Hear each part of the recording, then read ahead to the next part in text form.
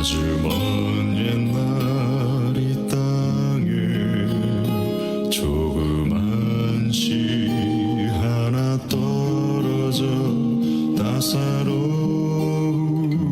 햇살과 포근한 이슬 맞고 자랐네. 싹이 트고 잎이 나고 참된 사랑 속에 자랐네. 아주 먼 옛날 만물은 사랑스럽고 아름다웠네. 그러던 어느 날 바람 몹시 불던 어느 날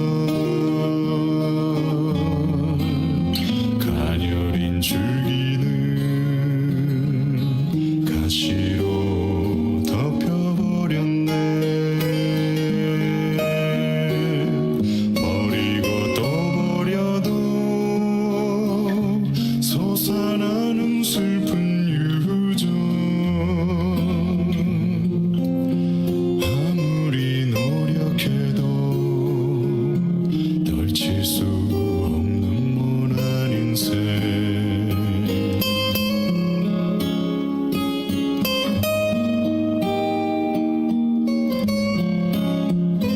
여린 가진 가시 되고 또다시 날카로운 못이 되어 님의 손과 발을 꿰뚫고 허리에서 흐르는 피. 이젠 신락 같은 희망마저 사라지고 빛한 자락 없는 깊은 어둠 속을 소리 없이 울었다네. 그러던 어느 날 놀라운 일이 일어났다네. 어둠과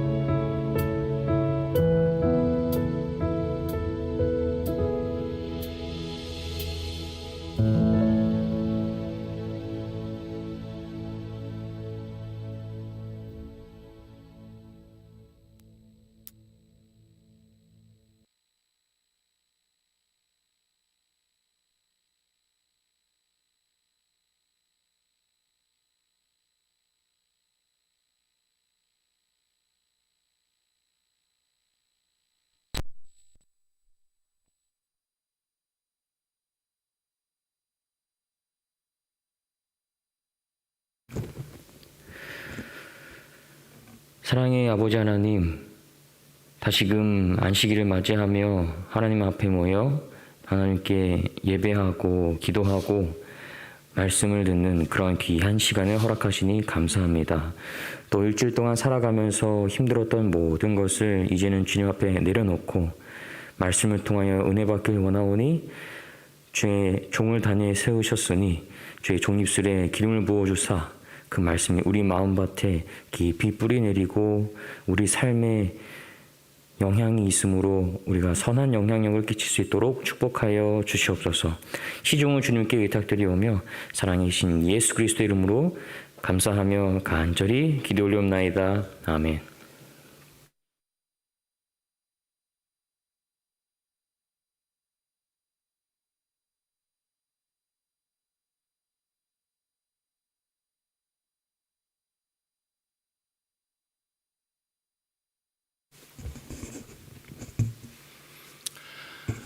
사랑하는 성도님들, 그동안 평안하셨습니까?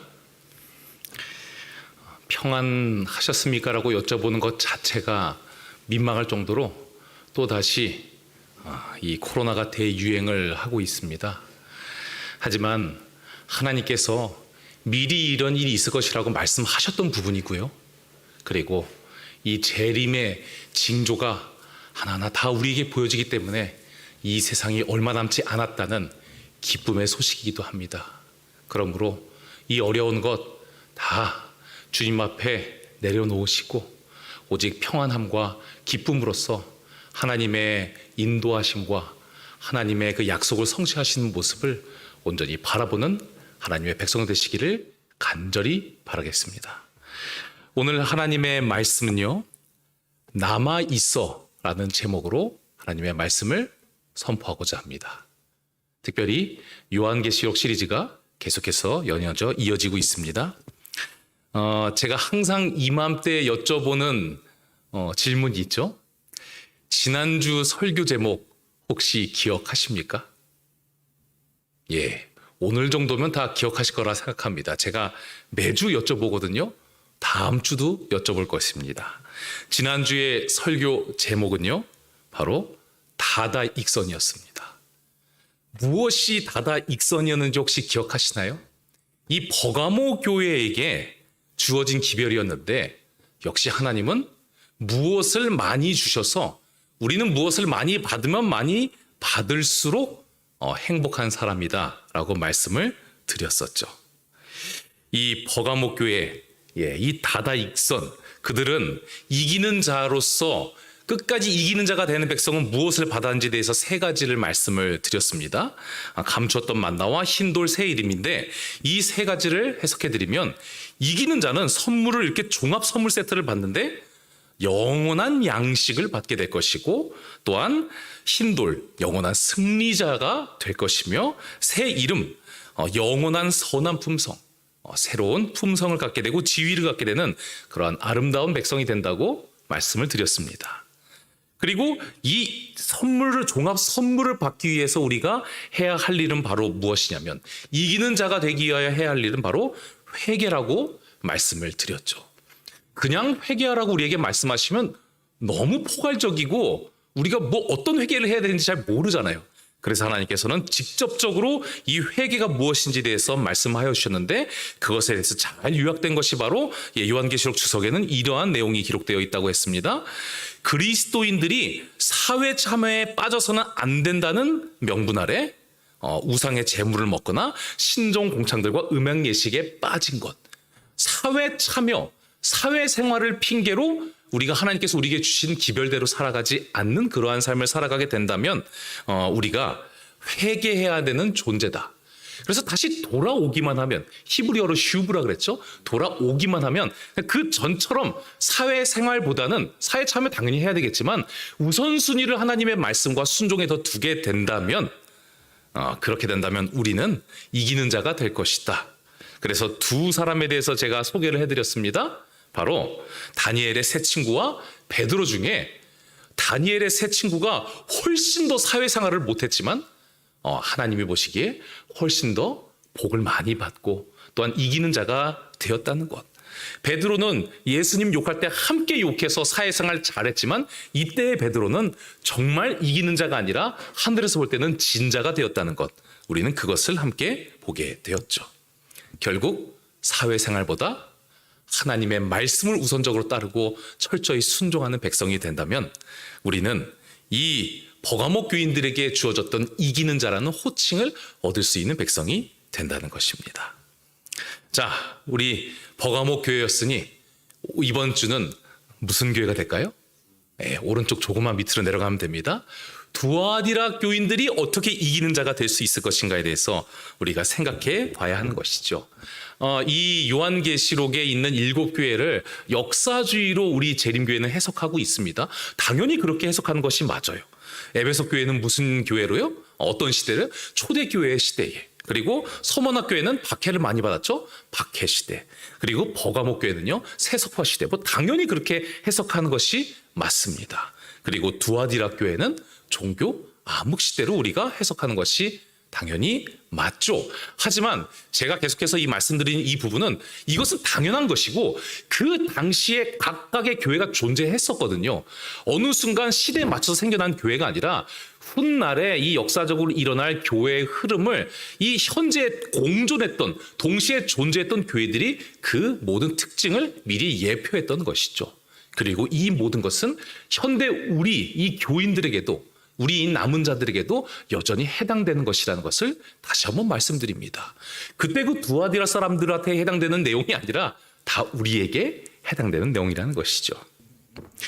이 두아디라 교회 교인들이 이기는 자가 되었을 때 어떠한 것을 선물로 받게 될까요? 이것도 종합 선물 세트인데 좀 적습니다. 2가지입니다. 이 2가지는 바로 무엇이냐면요. 요한계시록 2장 26절로 28절까지에 있는 말씀입니다. 이기는 자가 만국을 다스리는 권세를 얻게 된대요. 뭔지 모르지만 참 좋은 것 같지 않습니까? 우리가 누군가를 지배하고 다스리는 권세 같은 것을 갖게 될 것이라는 것이고요. 2번째는 또 우리가 새벽별을 선물로 받게 될 것이다. 자, 이 2가지를 조금 더 쉽게 설명을 해드리도록 하겠습니다. 우리가 이 두아디라 성도로서 만국을 다스리는 권세를 얻게 된다는 것은요, 보조 설명으로 이 파란색 글씨가 있죠. 철장을 가지고 저희를 다스려 질그릇을 깨트리는 것이 만국을 다스리는 권세다. 굉장히 힘의 논리, 무엇인가를 다 부셔버리면서 지배하는, 우리가 이기는 자가 되어서 예수님을 통하여 재림이라는 선물을 받고 하늘에 가게 되면 어마무시한 권세와 힘을 얻게 될 것이다라고 우리가 해석할 수도 있는 그런 말씀인 것이죠. 그런데 여러분, 하늘에 가는 것이, 구원받는 것이 정말 뭐든지 다 부셔버릴 정도로 막강한 절대 이 왕권을 소유하려고 그래서 하늘나라 가시려는 건 맞으세요?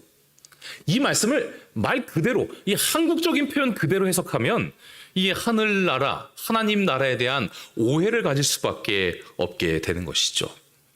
이 다 깨트려버리는, 철장을 휘둘러서 깨트려버리는 이 어마무시한 권세를 우리는 성서적으로 어떻게 해석을 해야 할까요? 이것을 너무나도 잘 표현한 한 영화의 한 장면을 제가 소개를 해드리도록 하겠습니다. 이 영화는요, 여러분도 아마 많이 보셨을 것입니다. 무엇이냐면요, 이 삼류 복서, 자신의 아들과 함께 살아가고 있는데 한 번도 링 위에서는 주먹으로 누구를 이겨본 적이 없는, 정말 별 볼 일 없는 한 복서의 이야기입니다. 이 복서가요, 그래도 아들한테는 좀 잘하는 아버지여서 이 얼음 낚시를 하러 이 빙판 위로 올라가게 되었는데 세상에 아들이 보이지 않습니다. 그 물속에 들어간 아들을 찾는 이 아버지의 모습을 함께 보시겠습니다.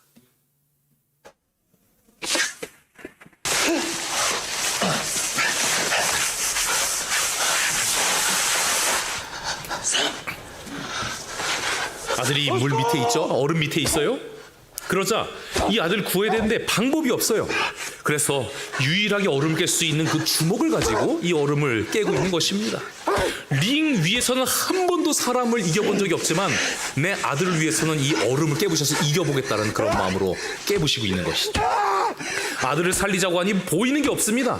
돌 주워올 생각 그런 거 하지 못해요.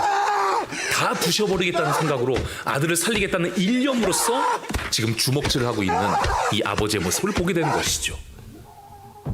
이 아들이 위에서 주먹질을 하고 있는 아버지를 보며 죽어가고 있습니다. 뭔가 위에서 쿵쿵거리고 있구나. 뭔지는 모르죠. 그런데 얼음을 아버지가 주먹으로 깨트렸어요.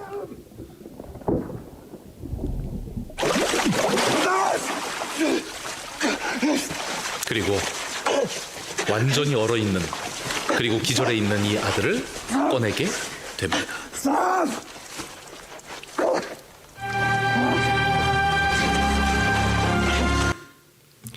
다행히도 이 영화에서는 이 아이가 살았습니다. 예, 뭐 영화니까요. 뭐 실화를 바탕으로 했다는 그런 이야기도 들었는데 그것까지는 제가 잘 모르겠고요. 다행히 이 아이는 살았죠. 자, 다시 설명해 드리겠습니다. 만국을 다스리는 권세라는 것은요, 이 주석에도 나와 있는 것처럼 자신의 백성을 물불 안 가리고 보호하는 것을 의미한다는 것입니다. 철장을 가지고 깨트린다는 것이, 야, 내가 이제 너희를 심판할 권세를 가졌으니 이 나쁜 악인들아, 너희들을 부셔버리겠다, 죽여버리겠다, 이런 의미가 아니고요. 나의 이 자녀들을 미혹하고 또한 구원에서부터 떠나게 하려고 하는 그런 자들을 모두 다 막아서겠다는 것입니다. 무엇이 됐든, 여러분들 주변에 혹시 뱀이 있다 그러면, 아이를 위협하는 뱀이 있다 그러면 그 뱀을 죽이지 않겠습니까? 저는 실제로 그런 경험을 해봤습니다. 제가 어릴 적에 아버지와 낚시를 함께 가게 되었는데 이 강에서 낚시를 했죠. 저희 아버지는 민물 낚시를 좋아하시는데 저는 몰랐는데 옆에서 뱀 한 마리가 입을 벌리고 저를 물려고 했던 것이에요. 갑자기 아버지가 이 낚시를 하다 말고 옆에 있는 낚시통으로 제 옆을 치기 시작하는데 그 뱀을 정말 완전히 그냥 거의 반죽을 만드듯이 때려서 죽이는 저희 아버지를 보게 되었습니다. 이 아들을 보호하고자 하니까 되는 게 없는 거예요. 그것은 바로 그 아들을 지키고자 하는, 자신의 백성을 지키고자 하는 그 보호하고 싶은 그 마음, 여러분들이 하늘에 가게 되면요, 이기는 자가 되면 이러한 마음을 품게 된다는 것이에요. 여러분들 하늘나라 갈 때 거기 가서 떵떵거리고 돈 걱정 안 하고 계속해서 이슬람 사람들이 믿는 것처럼 포도 좀 마시고 누워있는 이런 삶 아닙니다. 누구를 위해서 봉사할까? 어떤 행성에 있는 사람들을 위하여 내가 희생할까? 그들을 어떻게 보호할까? 그들을 미혹하는 자들이 있으면 어떻게 그들을 이 철장으로 막아놓고 다 부셔버릴까? 완벽한 이 책임감과 보호하는 봉사의 정신을 가지고 살아가는 것이 여러분들이 하늘의 삶이라는 것을 우리가 잊지 말아야 한다는 것입니다. 여러분들 지금은 그런 사랑의 마음이 없더라도 하늘에 가면 이렇게 예수님이 닮은 아름다운 삶을 살아가게 될 것이라는 거예요. 얼마나 짜릿할 정도로 행복한 일입니까? 그러니 하늘 가서 잘 먹고 잘 살려고 하셨던 분들은 좀 그 생각 내려놓으시고, 내가 예수님을 닮아가는구나, 너무 좋은 것이구나, 이것이 만국을 다스리는 거구나, 만국을 다스린다는 것은 만국을 보호하는 그 봉사의 정신으로 살아가는 것이구나, 여러분들은 이기는 자가 되면 이러한 특권을 누리게 될 것입니다. 이기는 자 돼야 할까요? 꼭 되시기 바랍니다. 자, 두 번째, 이기는 자에게는요, 하나님께서 새벽별을 주신대요. 여러분들, 새벽별은 무엇을 상징할까요? 새벽별은요, 예수님 자체를 상징한다고 여러 성경 말씀에 등장하고 있습니다. 예수님 자체를 이기는 자에게 주신다는 것은 무슨 의미를 가지고 있을까요? 제가요, 며칠 전에 이 휴대폰을 좀 고치러 갔었습니다. 이 휴대폰인데 제가 좀 동일 모델을 여러분께 이제 사진을 소개합니다. 제가 이 휴대폰을 고치러 가게 된 이유는요, 이 휴대폰이 제가 알기로는 한 6년인가 7년 전에 나온 아주 구식 예전 휴대폰이거든요. 그런데 쓰는 데에는 전혀 지장이 없어요. 너무 전화가 잘 되고요, 카톡 너무나 잘 되고, 문자 보내거나 기본적으로 제가 사는데 아무런 지장이 없고 영상도 잘 보입니다. 그래서 저는 이 휴대폰을 좀 오래 쓰고 싶은 마음에 이 휴대폰 지문 인식이 좀 잘 안 돼서 지문 인식 기능을 다시 좀 이렇게 회복을 하려고 방문을 하게 되었죠.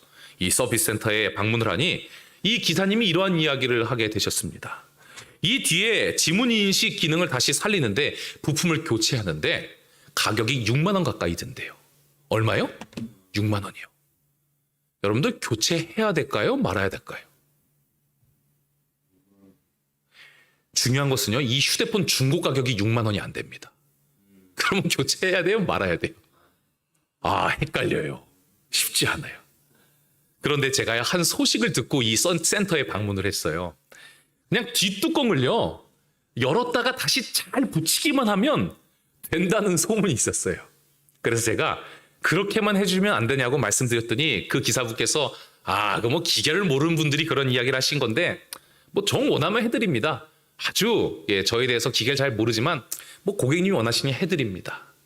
이 열고 닫는 것은 무료인데 이 안에 방수 테이프가 있어서 열고 닫으면 방수 테이프 기능을 못하니 그러면 그 다음에는 이 핸드폰은 더 이상 방수 휴대폰이 아닙니다. 그래도 제가 무료로 열고 닫아 드릴까요? 라고 말씀하셔서 제가 그렇게 해달라고 했어요. 그런데 저는 그 기사님을 믿었습니다. 이 LG 기사분들이요, 그렇게 해도 대부분 열고 닫으면서 이 방수 필름 정도는 해줄 것 같은 그런 느낌이 있었기 때문에 한번 도박을 걸어봤던 것이죠. 아니나 다를까 다 붙여놓고 남는 필름이 있어서 저희가 그냥 한 15,000원짜리 되는 필름 그냥 붙여줬습니다 하면서 예전 휴대폰처럼 만들어 주셨어요. 야, 놀라운 것은요, 이 지문 기능이 다시 살아났습니다. 저는 한 푼 들이지 않고 휴대폰을 다시 새 것처럼 만들게 되었던 것이죠. 여기서도 제가 엄청난 감동을 받았어요. 그런데 중요한 것은 이분이 저에게 무엇을 주셨냐면요, 명함을 주셨습니다. 명함을 주시면서 이 직통번호를 친필로 써주시면서 이게 제 직통번호니 무슨 조금이라도 문제가 있으면 저를 꼭 이용하시기 바랍니다. 저에게 꼭 전화하셔서 제가 무엇이든 적극적으로 도와드리겠습니다. 이게 저한테 연락 주세요라고 이 명함을 저에게 건네주시는데 얼마나 제가 행복했는지 모릅니다. 이 몇만 원 하지도 않잖아요. 사실 뭐 6만 원도 사실 우리 다 할 수 있는 부분인데 저는 단순히 서비스를 바랬는데 이분은요, 자기 자신을 주셨어요. 무슨 의미인지 아시겠죠? 제가 다 처리해 드리겠습니다. 당신과 저는 이렇게 연결되었습니다. 저는 저를 드립니다. 저 서비스 자체를 드립니다라고 하였던 것이죠. 자, 예수님께서 새벽별을 주시겠다. 이기는 자에게 새벽별을 주시겠다는 의미는요, 그리스도 자신을 주신다는 의미입니다. 뭐 계시록 22장 16절이나 베드로후서 1장 19절에 나와 있습니다. 예수님 자신을 주신다는 것은요, 뭐 서비스 센터에서 서비스 기사님 정도 주신다는 의미가 아닌 거 아시죠? 온 우주의 왕께서 이기는 자에게 내 자신을 주시겠다는 의미는요, 여러분 이분이 이 LG 새로운 회장님이라고 합니다. 뭐 한 1년 전에 되셨나? 나이가 저보다도 몇 살밖에 많지 않은 정도 젊은 분이에요. 휴대폰 서비스 받고 싶으십니까? 죄송합니다. 회장인 제가 쫓아다니겠습니다 하고 거의 맞먹는 이야기가 예수님께서 새벽별을 주신다는 이야기예요. 이 놀랍지 않습니까? 얼마나 감사한 이야기예요. 이기는 자가 되면요, 그냥 예수님을 받으신다는 거예요. 아멘이십니까? 저는 정말 아멘을 외치며 이 말씀에 대한 해석을 받아들이게 되었습니다. 그리고 그리스도 자신을 주신다는 것은요, 사실 천국을 받는 것과 동일하다는 의미인 것을 우리 잘 알고 계시죠? 마태복음 13장 24절에 천국이 이 씨를 뿌린 사람이라고 그랬어요. 예수님 자체가 천국이라는 것이에요. 결국 우리가 하늘나라에 가게 된다는 것은 우리가 갈 천국은 그 예수님 자체라는 의미와 동일하다는 것입니다. 우리가 이기는 자가 되면 천국을 받게 된다는 것이에요. 제가 예전에도 설교 때 잠깐 소개해드렸지만 이 루이 14세가 자신의 왕권이 너무나 강력하자 짐이 곧 국가라고 이야기했어요. 왜냐하면 자신이 이렇게 가라 하면 군대들이 이렇게 가고 저렇게 가라 하면 저렇게 가고 세워라 하면 어떤 건물을 세웠거든요. 마치 그 나라가 루이 14세의 수족과 같이 그의 뜻대로 움직였던 나라였기 때문에 이 나라가 곧 나라고 표현했습니다. 여러분들이 갈 하늘나라는요, 곧 예수님이 짐이 곧 국가라고 말씀하시는 그러한 곳이라는 거예요. 여러분들이 그리스도 자신을 만든다는 것은, 새벽별을 받는다는 것은 곧 영원한 천국을 소유하게 된다. 예수님의 수족대로 다 옮기는 예수님의 모든 성품 하나하나가 다 기록돼 있고 모든 풀부터 시작해서 모든 동물과 사람들이 다 예수님처럼 행동하는 그런 완전한 예수님 같은 천국을 여러분들이 받게 된다는 것입니다. 이게 바로 이기는 자의 특권이라는 것이에요. 그러니 여러분들 이기는 자 되셔야 되지 않겠습니까? 반드시 이기는 자가 되시기 바랍니다. 두아디라 교회의 성도이지만 반드시 이기는 자가 되어서 만국을 다스리는 권세, 곧 예수님처럼 어마어마한 봉사의 정신으로 하늘나라에서 영원히 살아가게 되시길 바랍니다. 그리고 예수님 자신인 천국을 소유하게 되기를 바라겠습니다. 이제 중요한 것은 이겁니다. 이기는 자가 되는 거 좋은 건 아시잖아요. 어떻게 이기는 자가 되어야 하는 것인지, 우리는 무엇을 해야 이기는 자가 되는지 우리는 생각해 봐야 한다는 것이죠. 이기는 자가 되려면요, 말씀에 기록된 대로 하면 됩니다. 요한계시록 2장 20절에 이런 말씀이 기록이 되어 있습니다. 이렇게만 안 하면 되는 겁니다. 자칭 선지자라고 하는 여자 이세벨을 내가 용납해서 책망받았다고 했으니 책망 안 받으려면 이 반대로만 하면 된다는 것이죠. 이세벨처럼 행동하지 않기만 하면 된다는 것이에요. 내 종들을 가르쳐 깨어 행음하게 하고 우상의 재물을 먹게 하는도다.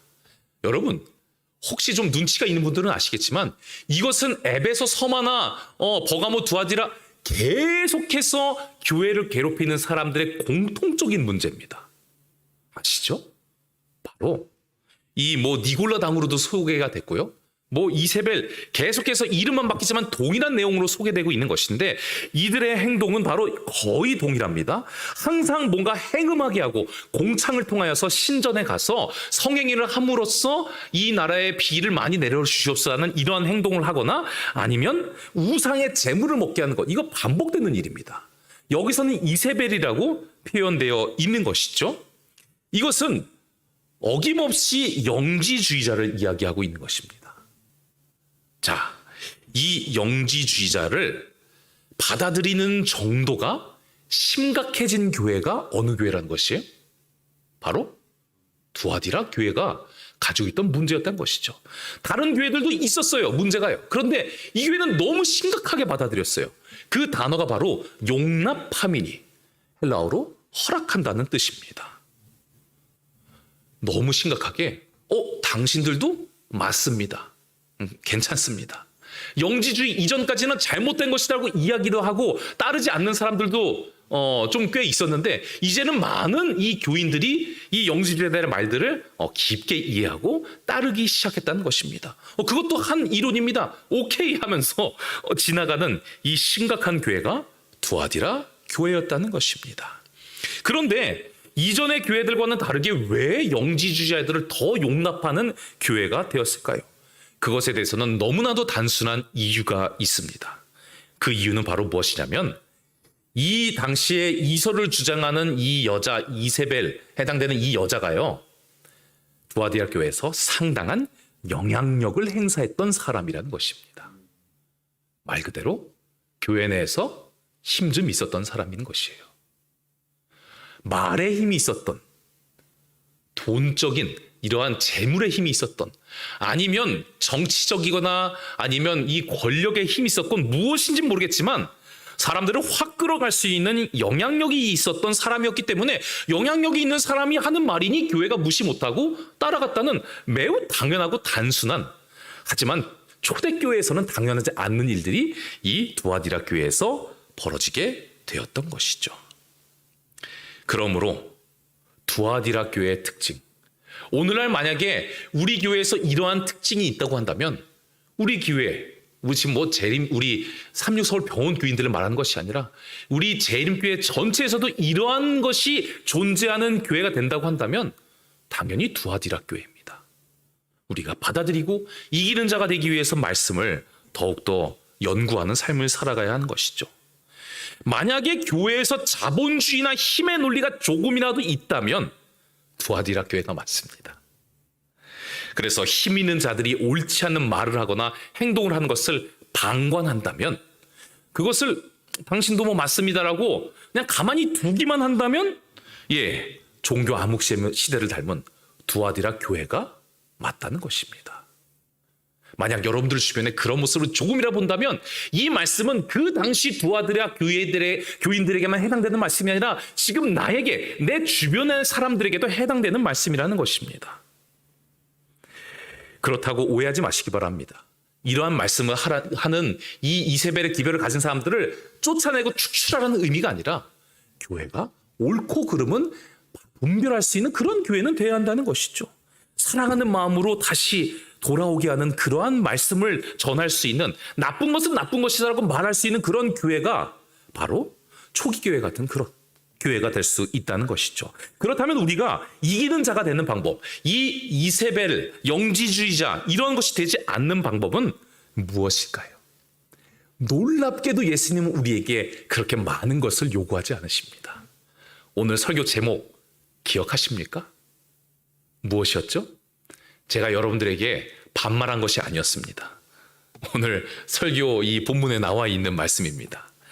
두아디라에 남아있어 이 교훈을 받지 아니하고 소위 사단의 깊은 것을 알지 못하는 너희에게 말하노니 다른 짐을 너희에게 지울 것이 없노라. 오늘의 설교 제목, 남아있어. 남아있기만 하면 된다는 것입니다. 이세벨의 기별을 받아들이지 않고 남아만 있으면 돼요. 그런데 중요한 것은요, 어려운 문제입니다. 이 이세벨, 영적 이세벨이 문제는 교회에서 떠나지도 않았어요. 무슨 말이냐면 이 남아있는다는 개념 자체가 모호하다는 것이에요. 이세벨과 이세벨에 따르는 이 기별을 따르는 영지주자들이 떠나지 않았어요. 그들이 행음하고 또 이 우상의 제물을 먹었지만 예배 시간에는 참석을 했어요. 그러니 남아있다는 의미가 없지 않나요? 그들이 떠나지도 않았는데 뭐가 남아있다는 것이에요. 함께 예배드리고 있는데. 여기서 남아있다는 것은요, 우리가 깊게 생각해야 될 그런 문제라는 것이죠. 그렇다면 이 교회에 남아있지 않은 두아디라 교인은 누구인가? 우리가 하나는 알 수 있죠. 이 두아디라 교인들은 완전히 떠나서 교회 안 오는 사람들이 아니에요. 남아있지만 이세벨의 생각을 가지고 있었던 사람이 두아디라 교인입니다.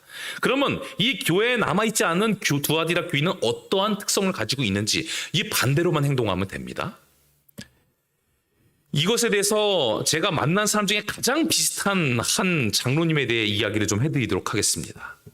이분은 제가 보기에는 지금은 어떠신지 모르겠지만 영적인 두아디라 교인들, 이 특별히 이세벨의 사상을 갖고 있던 그분이 분명히 맞았습니다. 이분이요, 제가 이 교사회를 하고 있는데 이 말씀에 대해서 이렇게 설명을 해드렸어요.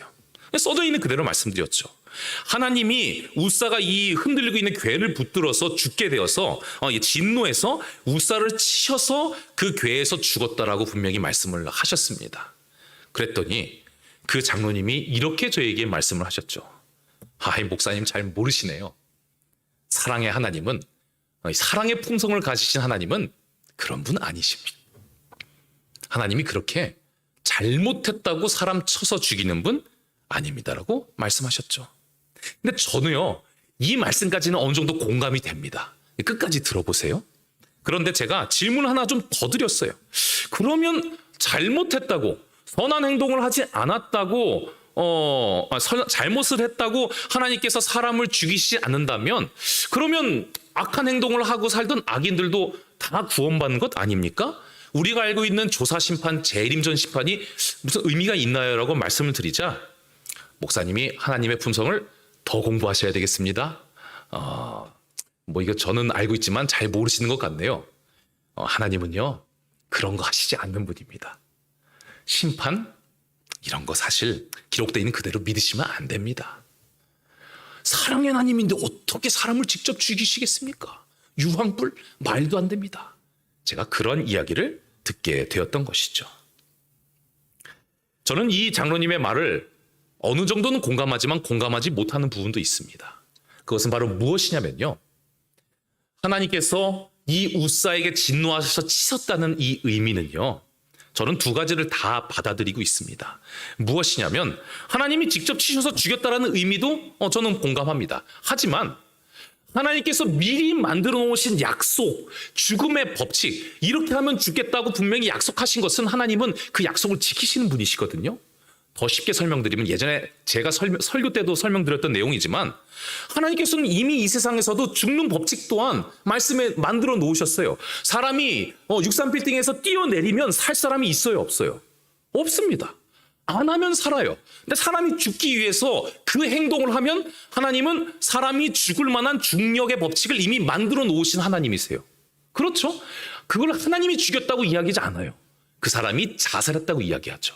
저도 우사가 죽는 법칙 그대로 행동했기 때문에 자살했다는 그 이론 또한 받아들입니다. 얼마든지 가능한 이야기예요. 하지만 하나님이 이 잘못한 사람을 죽이시는 분은 절대로 아니다. 심판이 없고 마지막 날 이러한 하지 말아야 하는 행동을 구태여하는 사람까지도 하나님이 다 살리시고 대부분 구원받게 하실 것이라는 그것에 대한 것은 저는 전혀 공감할 수가 없다는 것입니다. 하나님은 성경을 통해서 그렇게 우리에게 그러한 모습을 보이지 않으셨기 때문이죠. 이러한 우리가 대충 어떻게 살아도 대부분 구원받을 거라는 만인 구원론을 가지고 있는 것 자체는 분명히 이세벨의 정신이라는 사실을 잊지 않게 되시기를 바라겠습니다. 이 증언보감이나 부조선지자에 보면요, 그 장로님께서 좋아하실 만한 글들이 분명히 기록이 되어 있어요. 자신의 노력으로 구원을 얻을 수 있다는 이 원칙은 거짓 종교의 정신이다. 스스로를 구원하려는 노력을 계속 고집한다면 그대는 분명히 멸망을 당하게 될 것이다. 제가 이 말씀을 공감하지 않을까요? 저는 이 말씀도 믿습니다. 그런데 반대 말씀도 있다는 것이죠. 그들이 분기하여 구원을 위한 노력을 해야만 한다. 노력 안 하면 안 된다는 것이에요. 그렇지 않으면 영생을 얻지 못한다. 좀 이상하죠? 여기는 왜 노력해야 구원받는다고 하죠? 그리고 또 가려 뽑은 기별에는 이러한 말씀이 있죠. 각자는 스스로 정신을 바짝 차리고 자기 가족을 구원하기 위하여 노력해야 한다라고 또한 기록이 되어 있습니다. 위에 글에는 노력하면 안 된다. 노력으로 스스로 구원 안 된다. 밑에는 노력해야 구원받을 수 있다. 이게 도대체 무슨 부조화냐는 것을 우리는 생각해 봐야 한다는 것이죠. 우리는 이것을 어떻게 해석해야 할까요? 도대체 무엇이 진리인 것일까요? 노력에 대한 정의를 바꾸면서 이해해 보도록 하겠습니다. 여러분들이 식사 초대를 받으셨어요? 말도 안 되지만 이 두 부류의 손님이 있다고 생각해 보시기 바랍니다. 첫 번째 부류는 거의 99.9%의 부류의 손님입니다. 기쁜 마음으로 주신 음식을 스스로 떠먹는 것입니다. 그리고 두 번째 손님은요, 입만 벌리고 먹여주십시오 하고 하고 있는 손님인 것이죠. 저는 이런 손님은 글쎄 저희 자녀들밖에 못 봤습니다. 아직 뭘 몰라서 초대받으면 이러고 있으면 이제 엄마가 넣어주던 뭐 할머니가 넣어주던 뭐 이런 건 봤어도 아직 모르니까, 뭘 아는 존재 중에서는 이런 손님은 아직 못 봤는데 다 장성인들도 이러고 있으면 심각하죠? 그런데 말이죠, 이 음식을, 다 된 음식을 스스로 떠먹는 것은 노력입니까? 노력이 아닙니까? 자, 이걸 우리가 잘 생각해야 됩니다. 이거 노력이 아니에요. 적어도 저는 노력이 아니었어요. 한 번도 잘 차려진 음식, 나는 음식에 손도 대지 않지만 완벽하게 차려지는 이 음식을 내 스스로 떠먹는다고 이거 노력인데 힘든데? 저 그런 생각해 본 적 단 한 번도 없습니다. 그것을 내가 하는지도 모르고 저는 먹습니다. 그것은 노력으로 여기지 않는다는 것이죠. 하지만 이렇게 파란 이 박스에 있는 이 손님은 이 떠먹는 것도 노력인 것입니다. 이걸 내가 떠먹어야 돼? 이것까지 내가 해야 돼? 먹여줘야 되는 거 아니야? 심각한 손님인 것이죠. 하나님께서 이 두 가지 말씀을 우리에게 다 주신 이유는 노력에 대한 이러한 이해 때문인 것이죠. 우리는요, 위의 글은요, 우리가 밥상을 차릴 수 없다는 이야기입니다. 그렇죠? 우리는 아무리 노력해도 구원에 관한 밥상을 절대로 차릴 수 없다는 이야기예요. 하지만 노력을 해야 한다는 것은 떠먹는 건 좀 하라는 거예요.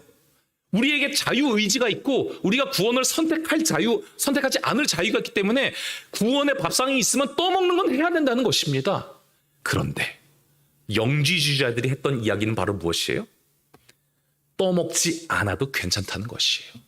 영지주의라는 것 자체가 내가 하나님의 사랑을, 구원을 알고 있기만 하면, 하나님이 어떤 분인지만 알고만 있으면 무슨 나쁜 짓을 하고 그 어떤 불순종을 해도 아무 관계가 없다라고 주장하는 것이 이세벨의 기별이요 영지주의자입니다.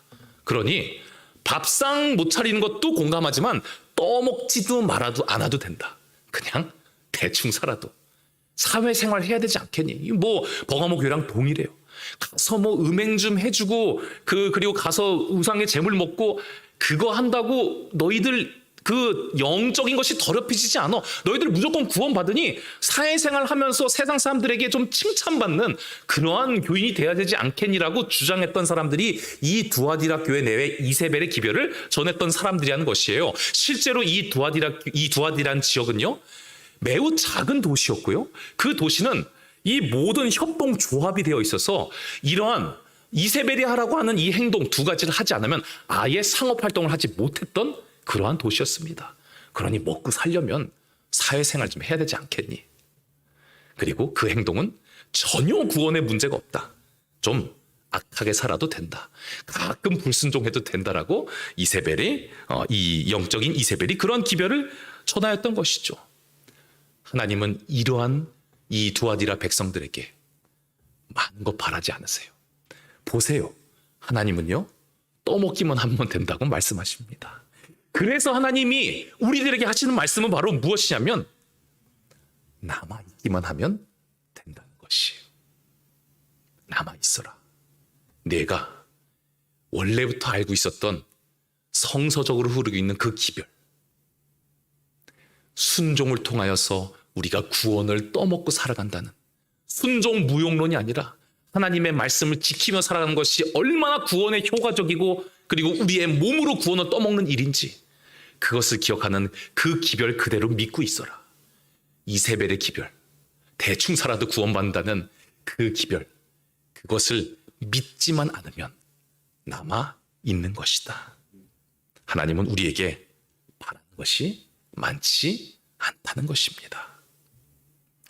사랑의 하나님은 그런 분 아닙니다라고 외치셨던 그 장로님은 저에게 어떻게 또한 이야기했냐면 이거 다른 사람들은 잘 모르는데 성경을 특별히 연구하는 사람들은 알고 있습니다. 그분도 실제로 이렇게 따로 모이는 연구 모임이 있었습니다. 아무나 아는 거 아닙니다. 대부분 목사님도 모르십니다라고 이야기하였지만 재림교회 주석 너무 비슷한 흡사한 표현을 이렇게 표현하고 있습니다. 영지주의자들은 자기들이 깊은 것을 아는 유일한 자들이라고 주장하였다. 사랑하는 성도님들이시여, 우리가 지금까지 긴 세월 동안 믿어왔던 그 성경의 진리, 우리가 구원받기 위하여 떠먹는 전도에 하나님의 말씀을 순종해야 된다는 그 최소한의 노력, 하지만 그것을 노력으로 여기지 않는 것이 진정한 구원의 길이죠. 차려진 밥상을 떠먹은 것을 누가 노력으로 생각합니까? 그러므로 오직 은혜로 구원받는 말도 맞습니다. 하지만 그것을 떠먹어야 되는 노력이 필요하다는 말도 맞다는 것입니다. 그 최소한의 노력조차 하지 말아야 된다는, 필요 없다고 말하는 이 영지주의, 오늘날 현대판 이세벨의 기별을 우리가 버리는 백성이 될 때 우리는 어떠한 백성이 돼요? 바로 남아있어라는 이 말에 순종하는 백성이 될 것입니다. 절대로 우리 예수 그리스도를 우스운 분으로 만들지 마시기 바랍니다. 근신하라, 깨어라. 너희 대적마귀가 우는 사자같이 두루 다니며 삼키차를 찾는 이러한 무시무시한 시대라고 분명히 말씀하여 주셨는데, 영적 이세벨 그러한 분들은 뭐 대충 살아도 하나님은 다 구원해 주실 것입니다. 하나님이 얼마나 사랑이 넘치는 분인지 아십니까? 이 말씀을 하신 예수님을 제발 뻘쭘하게 만들지 마시기 바랍니다. 그렇게 사단은 단순한 존재가 아닙니다. 단 한 명이라도 어떻게 효율적으로 구원에 이르지 못하게 만들까 고민하고 매우 그것을 수천 년 동안 연구해낸 전문가 중에 전문가가 여러분들 주변에 있는 사단입니다. 그러므로 하나님의 구원은 떠먹는 노력을 해야 된다는 사실 잊지 마시고 이기는 자가 되시기를 바라겠습니다. 이기는 자에게 무엇을 주신다고 했어요? 바로 영원히 세상 사람들을 섬길 수 있는 놀라운 사랑의 봉사의 기간을 우리에게 선물로 주신다고 했어요. 이기는 자에게는 그리고 예수님 자체 천국을 주신다고 하였습니다. 한번 해보고 싶지 않으십니까? 이겨보고 싶지 않으십니까? 그러므로 오늘날 이 영지주의의 기별을 다 떨어내고 하나님의 이 놀라운 구원의 기별을 떠먹을 수 있는 순종의 숟가락질을 하는 모든 하나님의 백성들 되시기를 바라며 오늘의 말씀을 마치도록 하겠습니다. 기도하겠습니다. 우리의 구원자 되시는 아버지 하나님, 우리에게 구원이 무엇인지 선명하게 알려주심에 감사드립니다. 하늘에서 보기에 이기는 것이 무엇인지, 지는 것이 무엇인지 우리에게 일러주심에 감사드립니다. 이기는 것은 단순히 알고 있는 바 그대로 남아있는 것이라고 말씀하여 주셨사오니 성경 말씀 그대로 순종하고 그 말씀의 기별대로 남아있는 백성들에게 인도하여 주시옵소서. 우리를 사랑하시되 끝까지 사랑하여 주시는 예수 그리스도 이름으로 간절히 기도드리옵나이다. 아멘.